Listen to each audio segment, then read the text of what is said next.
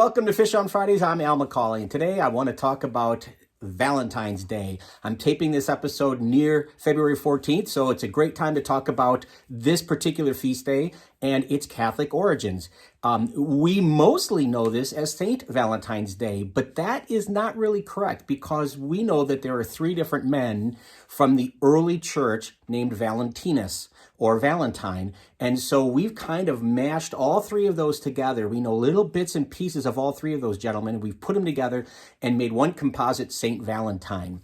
And we celebrate his feast day on the 14th of February. We have since about the 6th century when the Pope officially named February 14th as the feast of Saint Valentine's. But its history is pretty interesting. Let me start by saying this. In the Roman Empire, February 15th every year was reckoned as a day of fertility. It was called Lupercalia. I hope I'm pronouncing that correctly, but it was considered a day of fertility. It was a typical celebration where men and women would be paired off in the hopes of being married. And so it was associated with love in a pagan way. And the Pope in the 6th century, as I said, wanted to kind of convert that, if you will, or assimilate that into Christianity. And so he chose Valentine, who was this known for loving, caring messages that he would write. And so that's why the feast day was put onto February 14th at that time of the year. So let's talk a little bit about Valentine's, the three men. We don't know much. We know one of them was a physician who was beheaded right around the year 270 for being a Christian. We know another was a bishop who would perform marriages, Christian marriages for men and women.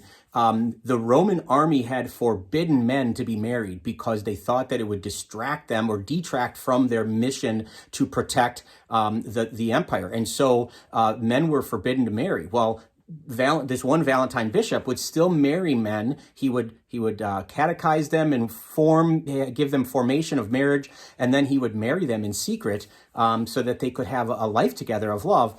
And when he was found out doing this, he was imprisoned.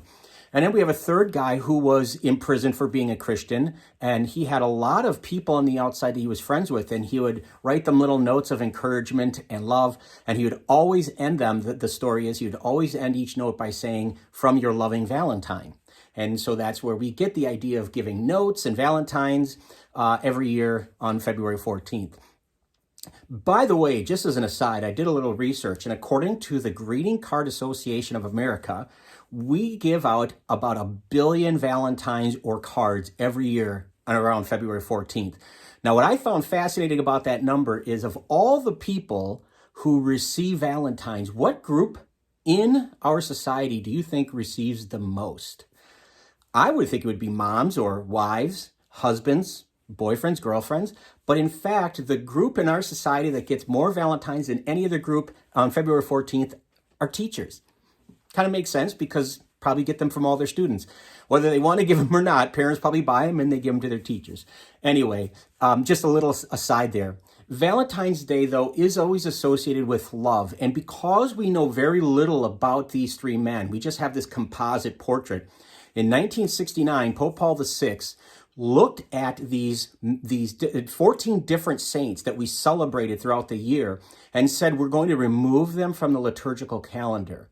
They have not been removed from our lives. If we have a devotion to Saint Valentine, if we have a devotion to other people that were removed, like Saint Christopher, we can pray to them. We can certainly honor them and venerate them, but they're not going to be listed on the liturgical calendar. Now, if you don't believe me, I would suggest you do an internet search on the liturgical calendar and look whose feast day you'll find out on February 14th.